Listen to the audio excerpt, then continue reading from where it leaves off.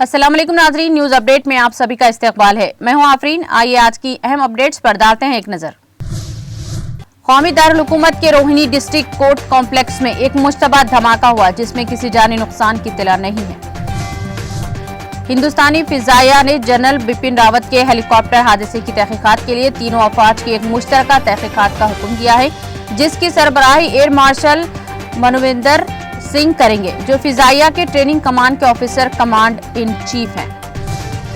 पाकिस्तान और अमरीकी सिफारत खाने ने तमिलनाडु हेलीकॉप्टर हादसे में जनरल बिपिन रावत और इनकी अहलिया और मुतल्ला अफवाज के दीगर अहलकारों की मौत पर गहरे रंजोगम का इजहार किया है।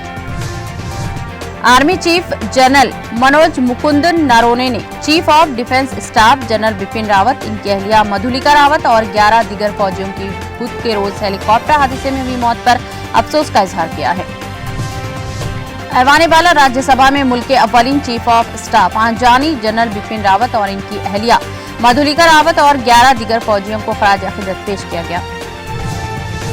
मुल्क के मारूफ news agency United News of India के साबिक चीफ एडिटर और जनरल मैनेजर के कुटी का इंतकाल हो गया। वो 89 वर्ष के थे।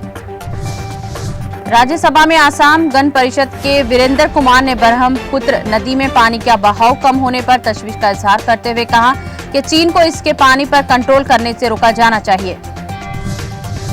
लोकसभा में कांग्रेस के लीडर उधीर रंजन चौधरी ने कहा है कि नागालैंड में तशद्दुद के दौरान बेगुनाह लोगों की मौत अफसोसनाक है और उन्होंने इस वाक़े पर सोगवार खानदानों को तसल्ली देने के लिए जाने वाले कांग्रेस के वफद को रोके जाने पर तनकीद करते हुए कहा कि हुकूमत बताए कि इन्हें हिरासत में क्यों लिया गया है।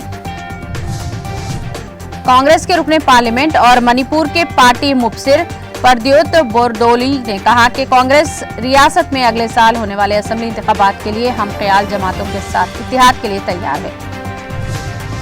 मुल्क में गुज़िश्ता 24 घंटों के दौरान कोरोना वायरस के फाल मामलात में एक बार फिर इजाफा सामने आया है और इन्फेक्शन के 9,419 नए मामले दर्ज किए गए हैं।